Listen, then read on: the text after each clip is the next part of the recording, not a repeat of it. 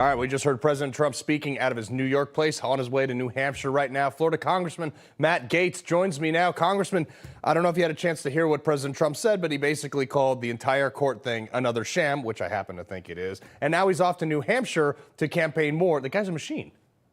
There is a relentlessness and a persistence in the Trump campaign that I think really emerges out of the candidate himself. In Iowa, this victory was so huge, and really it was a testament to the resiliency of the Trump voter. Because you had the worst conditions possible, historically challenging weather and ice, and these folks came out and voted overwhelmingly for the president. I met with a lot of those folks.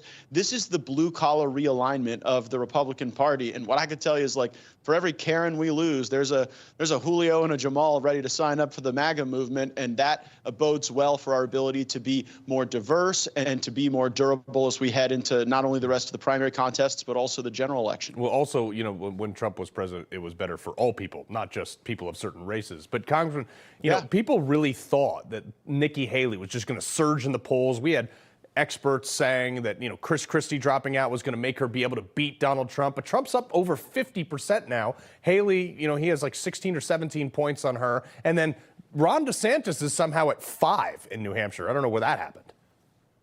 Yeah, it's been challenging, but Nikki Haley is not an acceptable option to be the Republican nominee. We do not need a Republican nominee who wants to raise the gas tax, invite more illegal immigration, and start 3 wars before lunchtime tomorrow. That is, in essence, the Nikki Haley agenda. And when you got these folks competing for also-ran status, it misses the forest for the trees. Right. We have to go battle against Joe Biden and a mechanized left that includes big tech and the media, and who knows what the modern incarnation of Zuckerbucks will be, or whatever new erosion of election integrity they may pursue. And so that's what unity in the Republican Party can bring us, greater operational capability on those fronts. Right. Well, Congressman, I want to get your take on this. So Speaker Mike Johnson, who I had really high hopes for this guy, kind of letting me down a little bit, hope he can turn it around, but he met with Biden. Listen to this. There's a lot of, I think, thoughtful and deliberate discussion and debate that's gone into this. It's a complex issue. I don't think now is the time for comprehensive immigration reform, because we know how complicated that is. You can't do that quickly.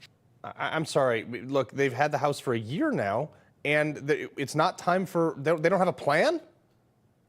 Well, it's not like we don't know what to do. It's just the reimposition of the Trump policies. And during the year we've been in power, we passed H.R. 2. And one thing that I respect about Speaker Johnson is he hasn't whittled off of that. He hasn't indicated a willingness to take any less than H.R. 2. The problem is that we were willing to fund the rest of the government without dealing with the border. When I asked caucus goers in Iowa whether or not they thought I should vote for more government funding in the absence of a closed border, they looked at me like I was nuts. Like, why would we ever surrender that leverage when not only is it the political high ground, it's the right thing to do. And it's a totally solvable problem if you institute Remain in Mexico, safe third country, and the Title 42 authorities that were working to keep the flow down. Well, but that's the problem, is so many people are in that same boat that are in Iowa, myself included, where it's like, okay, great, you got the power of the purse, let's do this, let's do some slashing, let's do some wall building, let's do all this stuff and not fund a dime until we get at least some of the things that Republicans want. But yet every time Republicans fall for this, like, hey, let's fund Ukraine and then we'll talk about the border later. Like, why do we keep falling for this? This is like watching a football team that specializes in the punt. Like, occasionally we have to try to throw a pass. We have to get in the end zone for our people, but it's punt after punt. Look, this border is the issue right now. We have to tackle that, and we have not used the power of the purse effectively. Like, you know what legislative vehicle this is coming over on? The entire funding of the government will be an amendment to legislation about duck hunting. Okay, that doesn't strike me as a good way to fund the government or even legislate around duck hunting, for goodness sakes. We got to get back to regular order, and we got to get a team in place to do it. Yeah, and the continuing resolutions is just kicking it further down the road. Congressman Matt Gaetz, appreciate you being here, sir.